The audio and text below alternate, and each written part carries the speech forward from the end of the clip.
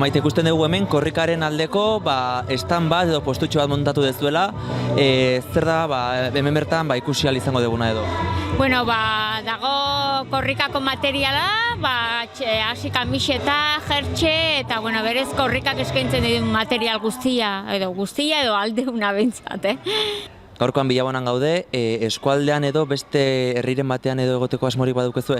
Bueno, pentsatzen dut korrika batzordeak antolatuko zula herri bakoitzean, gu Bilabonako korrika batzordekoak eta orduan antolatu deu 2 egunetan materiala saltzeko aukera.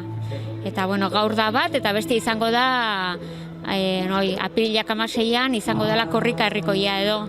Eta gaur izango da lehenengo eguna. Beste lekutan korrika batzorde bakoitzak antolatu du.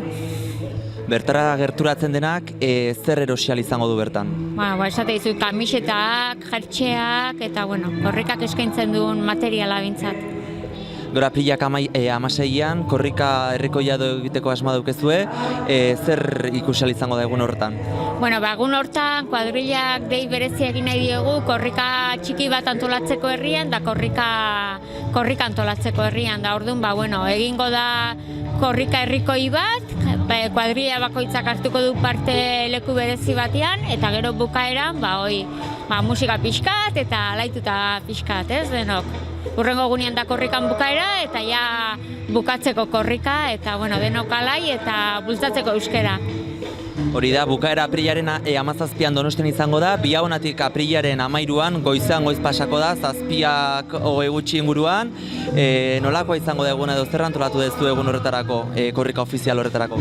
Korrika ofizialako egile esan gauza hondik ez, garai hortan pasata bakoitza nahiko lan badauka, lanea jun beharra, segitun, eta hor nik uste taldeuna egingo deula denok, eta gero korrika txiki antolatu dugu umentzako arratsaldean parte hartzeko, eta hor ja bai ikastetxetako aurrak parte hartuko dute, Zizurkilko eta Iztondoko umeekin batea, eta korrika txiki antolatuko da, arratsalde hortan bertan, baina korrika nagusia bakoitzak alduna, bestela ezin dugu gauza hondikin garai hortan egia esan.